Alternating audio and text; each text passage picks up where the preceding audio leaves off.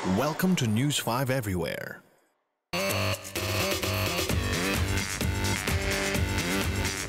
Usap-usapan kung bakit wala ang pinalitang FHM sexiest ni Marian Rivera na si Sam Pintos sa party ng Men's Magazine kagabi.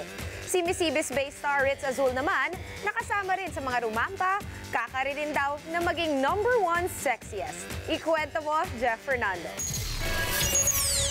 Mapalalaki, mapababae, halos lumuwa ang mga mata ng rumampa ang 100 pinakasexing mga modelo ng FHM Magazine sa World Trade Center kagabi. Agaw eksena ang mga nagseseksihang kapatid, gaya ni na Meg Imperial, Era Madrigal at Rufa May Quinto na looking very confident.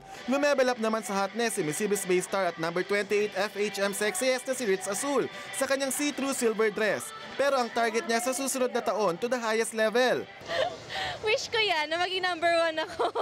Todong ngiti at project naman si Diana Meneses na first time umapir sa publiko matapos ang umunitang kanyang suicide. Pero todo iwas siya ng lapitan ng media.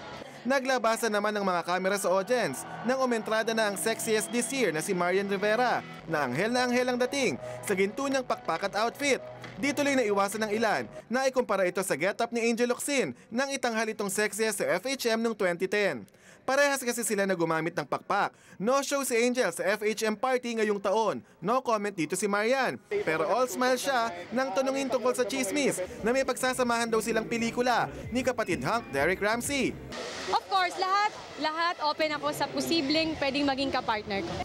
Kapansin-pansin din na wala sa event ang former #1 at ngayon #2 sexiest na si Sam Pinto. Sa tweet niya kahapon, kailangan daw kasi niyang mag-beauty rest para sa isang shooting ng TV commercial ngayong araw.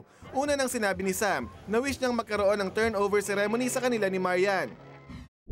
Be sure to come back. News 5 Everywhere. Copyright 2013.